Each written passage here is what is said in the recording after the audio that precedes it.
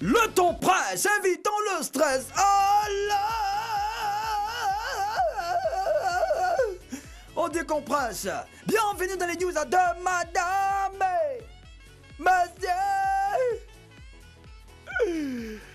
Bonsoir, ça va, bonne arrivée.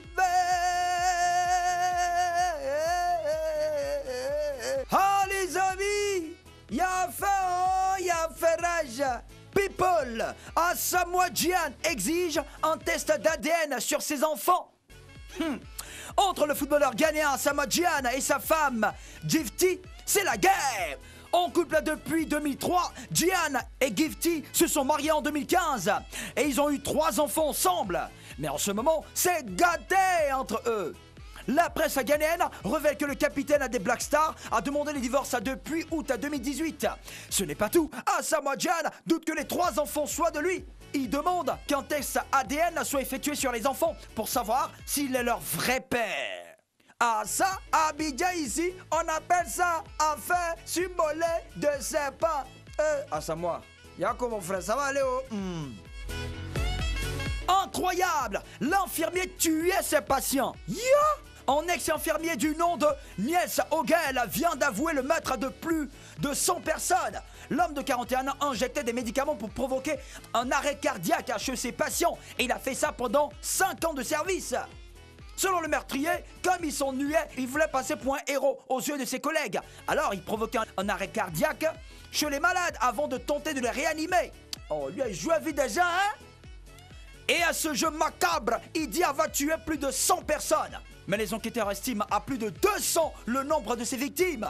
Comme Niels Ogel a déjà été condamné à perpétuité dans une autre affaire, il ne peut rien lui arriver de pire. Il est cabriment comme il est mauvais. Mon cœur est gâté même, vrai. Tchei. Toi, tu as testé des gens, quoi. Showbiz, ne filmez plus mes spectacles. Lors des spectacles, il est fréquent de voir certaines personnes filmer avec leur portable. Certains font même des directs sur les réseaux sociaux.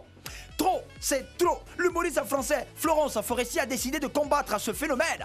Désormais, avant d'entrer à ces spectacles, tous les spectateurs devront glisser leur téléphone portable dans des housses qui se verrouillent automatiquement. Les portables ne pourront être utilisés qu'en cas d'urgence.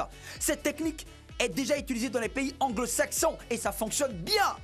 Notamment lors des matchs du championnat anglais. Vivement que ça arrive ici pour protéger les créations de nos artistes. Vraiment, hein, passez vraiment... Halloween 2018. Voici le déguisement qui fait le plus peur. Halloween, c'est ce soir. Et voici le déguisement qui fait le buzz sur Internet. Il s'agit du costume d'une fillette philippine. Au premier coup d'œil, on a l'impression qu'il s'agit d'un enfant décapité qui tient sa tête entre les mains. Mais en réalité, c'est juste une affaire de costume et de maquillage. Les uns sont fins, hein? Donc, leur fête d'Halloween, là, c'est pour nous effrayer encore, quoi. Mais bien sûr que c'est pour effrayer. Tu passes quoi? On dit Halloween, c'est ça. Ben oui, ben fillette que tu es. C'est tout, le temps presse, évitons le stress. Alors, on décompresse. C'était les news de madame.